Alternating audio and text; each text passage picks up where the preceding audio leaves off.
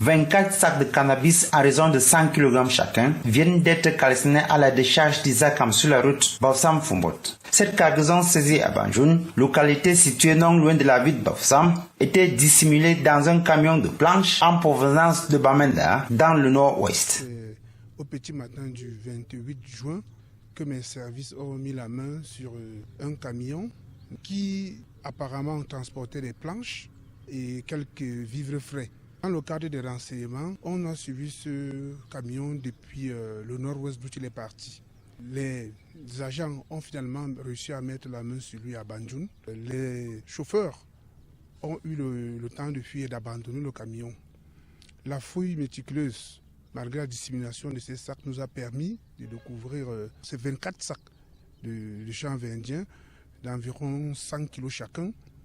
Et nous avons conduit au secteur des douanes de l'Ouest. Aujourd'hui, une fois de plus, nous sommes en train de les détruire.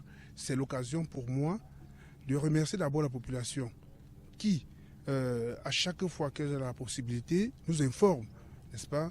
C'est le moment de leur dire merci, d'encourager mes collaborateurs et bien entendu, de dire merci à la hiérarchie pour son accompagnement constant. C'était en présence du secrétaire général des services du gouverneur Epente Taze Adré qui a salué la bravoure des éléments de la douane ouest. Epente Taze Adré a saisi cette occasion pour faire un clin d'œil à la population en dépit de leur comportement citoyen. D'abord, nous voulons dire au nom de monsieur le gouverneur toute notre appréciation et nos encouragements à monsieur le chef secteur des douanes de l'Ouest et ses collaborateurs qui, une fois encore, viennent de faire preuve de professionnalisme en saisissant 7 autres, c'est le cas de le dire, puisque nous avons déjà été ici plus d'une fois, 7 autres cargaisons importantes de ce dangereux produit qu'est le cannabis, dans le cadre, n'est-ce pas, de la lutte acharnée contre ce fléau implémenté par monsieur le gouverneur de la région de l'Ouest dans le cadre d'une commission régionale.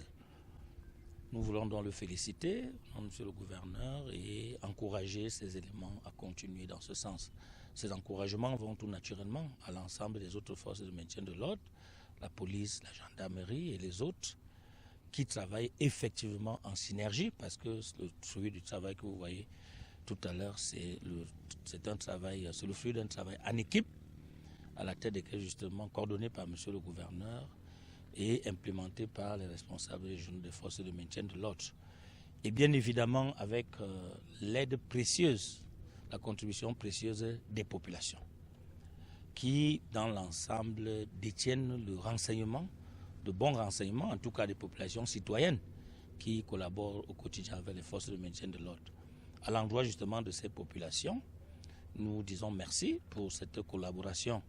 Parce que, comme vous le savez, la prescription du chef de l'État, c'est une collaboration de défense, parce que ceci entre également dans la défense nationale, dans la protection des citoyens et de l'économie, pour leur participation donc, aux côtés des forces de maintien de l'ordre et les encourageant à continuer à faire confiance au gouvernement et aux forces de maintien de l'ordre, aux autorités administratives, en donnant toujours le bon renseignement, parce que ces délinquants se trouvent au sein de nos populations.